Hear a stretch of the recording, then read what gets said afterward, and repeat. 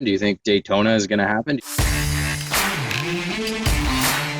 We've been in some level of communications with the PTO, and it seems like they're optimistic that with the structure that they have there, it can happen. The way the venue's laid out, being able to test pretty much everybody, at least take their temperature as they walk in the door, because there's really only two entrance points. From a venue standpoint, if they can be putting 25,000 people to the Indianapolis 500, there's no reason that people can't come and race in Daytona. The hard part is going to be is international travel going to be allowed? And should we have such a big race, it might be difficult for people from Australia or the Europeans to get here with travel restrictions. And, selfishly, I just want to race. So even if they cut the price for us a bit and use that money for something else, not just keep it, even if that were to happen, I would still hope that it goes on. Just, we need something good to happen in the sport, something we can't keep talking about Zwift races and, I know.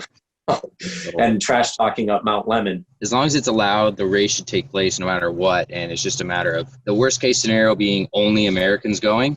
Then it's okay. It's an American championship race. You cut the prize purse down like a third or something, and you have what you have. Right now, I'm 8 spots out of qualifying. Presumably, it's going to roll down 8 spots. I mean, a normal world championship race roll down 8 spots, let alone when there's a pandemic going on. So it can be done with like getting people visa or like work visas to get there. Like, we're professional triathletes, and in Florida, I believe pro sports are considered an essential service. Who knows? Maybe there's something else that can be done there. After Daytona, the next big race would be the Collins Cup, right, from the PTO. So who's your money on there? Well, Europe, I mean, as a team, you can't bet against Europe. Like, they just are way loaded in the top end on the men's side, especially. On the women's side, it's a little closer. Like, you do have quite a strong contingent across all three. On men's or women's, like, if you're taking top 20 in the world, it doesn't really matter if you're ranked first or 15th. Like, you could have that day to like really make an interesting race. So I wouldn't be totally shocked at anything, but you got to put your money on Europe, I would think.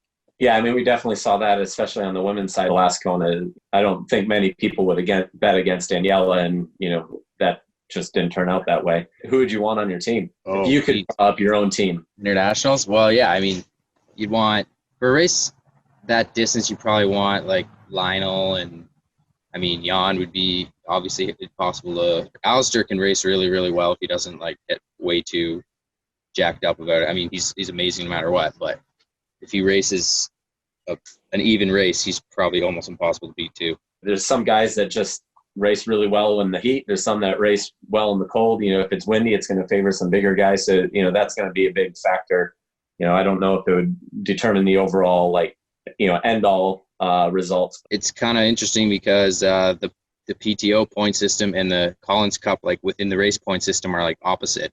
Like, one of them is points, like 1, 2, 3 points, and the PTO system's like based on time. So it's kind of There's some bonuses if you beat them by X amount, you get extra bonus points. But that's a good point. I haven't thought about that. What are your thoughts on the qualifying system as is? All things aside, in terms of like the technicalities of it, it's probably relatively fair, but I can't get past the fact that it doesn't matter who you beat in a race. Like, we're trying to promote this sport for everyone. Like, we want everyone to be excited to watch this sport. So if me and you are ranked 20 and 21 and we're going into a race and it's the last race of the qualifying period, we want to see, okay, who's beating the other person to get those points. But as it is now, it's like, okay, well, for one thing, they might not even count these points because it might be 4 other races that they got better points. If they finish close, then they basically get the same points anyways, so it doesn't really matter. Like, you gotta promote that battle and that, like, who beats who, and that's the point of sport, and that's what's exciting about triathlon, and that's why I would love to see it move completely away from time-based. I don't think time matters, and I do appreciate that they want to reward performances in really competitive races, but there's other ways to do that. Like, I believe it's golf where you get more points based on how many guys in the top 100 show up to the tournament. So it just increases the point total, and that could be the same for our sport, I think. So, I mean, I've been vocal about this from the beginning. I really want to see it results-based and not, or position-based and not time-based. But other than that, I think it's probably pretty fair. What do you think about it? It's what it is. I struggle with the fact that a computer or, somebody writing a computer program is dictating whether you basically can make a living or not that year, or your ability. I would like it to be in my control a little bit more. And, you've got people who can be ranked above you that you've never raced. And that's pretty, tough. I think that for now, it's probably a fairly fair system based on the current environment. But I'd like to see it go to, if what PTO has talked a little bit about doing like these major races. And if we can do that and at least the bulk of the qualifying be based on results in races where everybody's racing each other in the major type things, I think that would be a way for that to change. Like I said, for now, I don't have a better system, but it's kind of hopefully as the PTO evolves and more races, specific to the organization come out, that changes a bit with how we can determine who's in the top 5 in each country.